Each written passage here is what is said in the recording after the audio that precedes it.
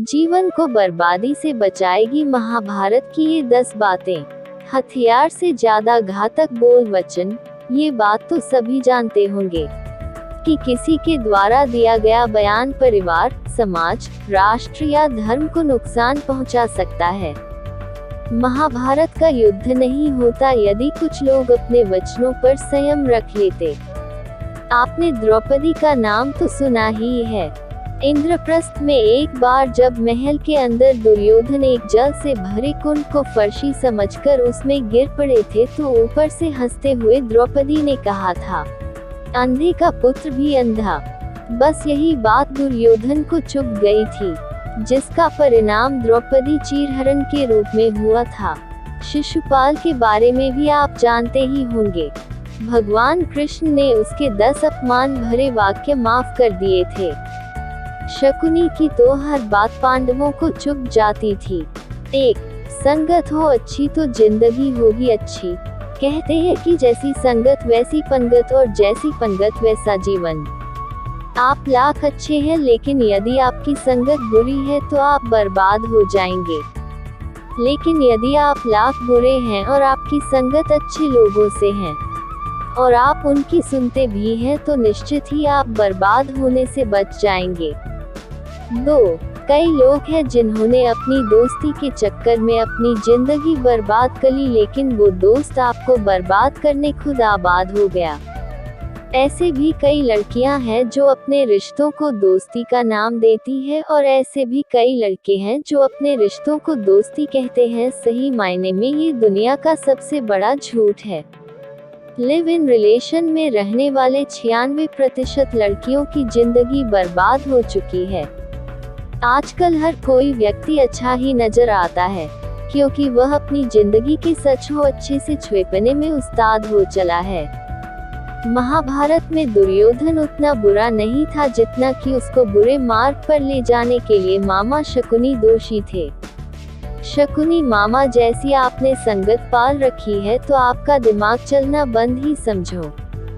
जीवन में नकारात्मक लोगों की संगति में रहने से आपके मन और मस्तिष्क पर नकारात्मक विचारों का ही प्रभाव बलवान रहेगा। ऐसे में सकारात्मक या अच्छे भविष्य की कामना व्यर्थ है।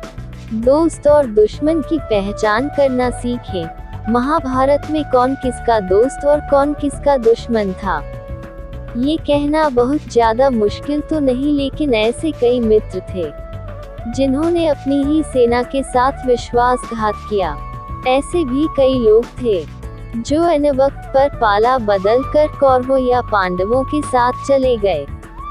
शल्य और युयुत्सु इसके उदाहरण हैं। 3. इसीलिए कहते हैं कि कई बार दोस्त के वेश में दुश्मन हमारे साथ आ जाते हैं और हमसे कई तरह के राज लेते रहते हैं। कुछ ऐसे भी दोस्त होते हैं जो दोनों तरफ होते हैं। ऐसे दोस्तों पर भी कतई भरोसा नहीं किया जा सकता, इसलिए किसी पर भी आंख मूंद कर विश्वास नहीं करना चाहिए। अब आप ही सोचिए कि कौरवों का साथ दे रहे भीष्म, द्रोण और विदुर ने अंततः युद्ध में पांडवों का ही साथ दिया। ये लोग लड़ाई तो कौरवों की तरफ से लड़ रहे थे लेकिन प्रशंसा पांडवों की करते थे और युद्ध जीतने के उपाय भी पांडवों को ही बताते थे। 4. अच्छे दोस्तों की कद्र करो। ईमानदार और बिना शर्त समर्थन देने वाले दोस्त भी आपका जीवन बदल सकते हैं। पांडवों के पास भगवान श्री कृष्ण थे तो कौरवों के पास महान योद्धा कर्ण थे। इन दोनों ने ही दोनों पक्षों को बिना शर्त अपना पूरा साथ और सहयोग दिया था।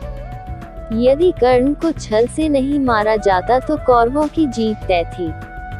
पांडवों ने हमेशा श्री कृष्ण की बातों को ध्यान से सुना और उस पर अमल भी किया, लेकिन दुर्योधन ने कर्ण को सिर्फ एक योद्धा समझकर उसका पांडवों की सेना के खिलाफ इस्तेमाल किया।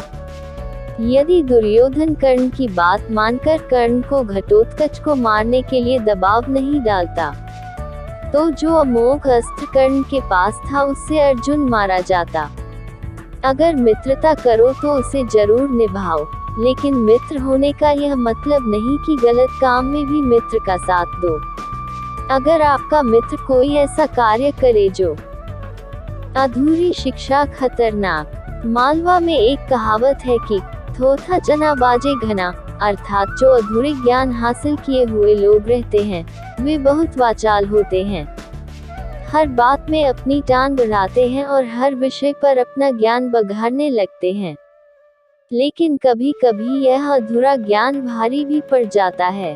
पहली बात तो ये कि इससे समाज में भ्रम की स्थिति निर्मित होती है, और दूसरी बात ये कि ऐसा व्यक्ति जिंदगी भर कंफ्यूज ही रहता है। कहते हैं कि अधूरा ज्ञान सबसे खतरनाक होता है। इस बात का उदाहरण है अभिमन्यु।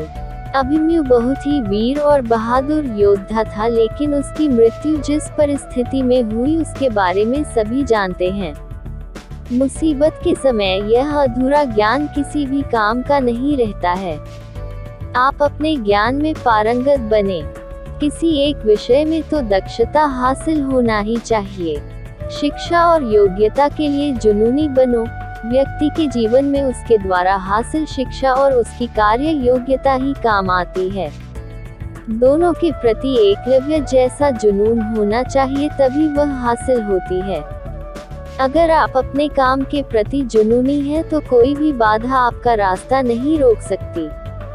एकलव्य इसका सबसे बड़ा उदाहरण है, जिन्होंने छिपकर वह सब कुछ सीखा जो गुरु द्रोणाचार्य अर्जुन को सिखाते थे।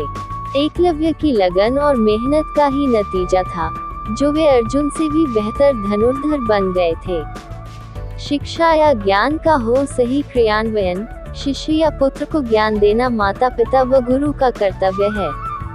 लेकिन सिर्फ ज्ञान से कुछ भी हासिल नहीं होता।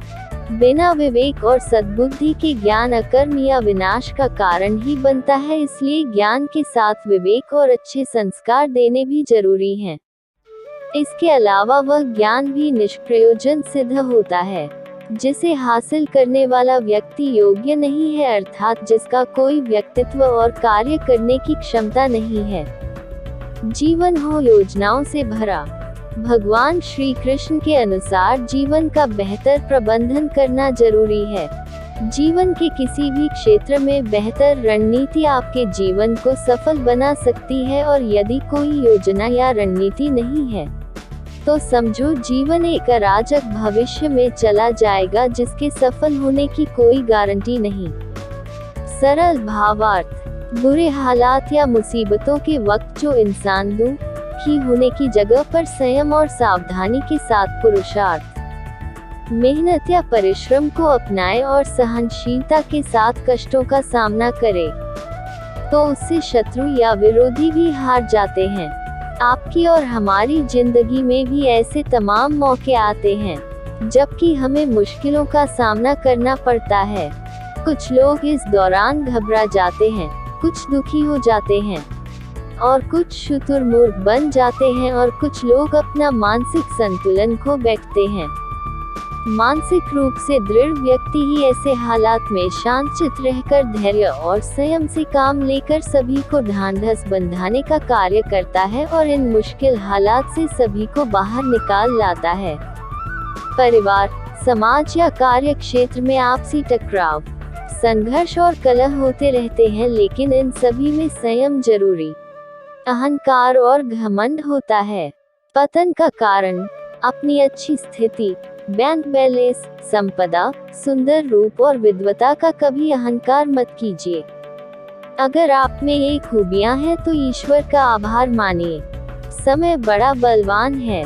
धनी, ज्ञानी, शक्तिशाली पांडवों ने वनवास भोगा और अति सुंदर द्रौपदी भी उनके साथ वनों में भटकती रही। कोई भी संपत्ति किसी की भी नहीं है। अत्यधिक लालच इंसान की जिंदगी को नर्क बना देता है। जो आपका नहीं है उसे अनीतिपूर्वक लेने, हड़पने का प्रयास न करें।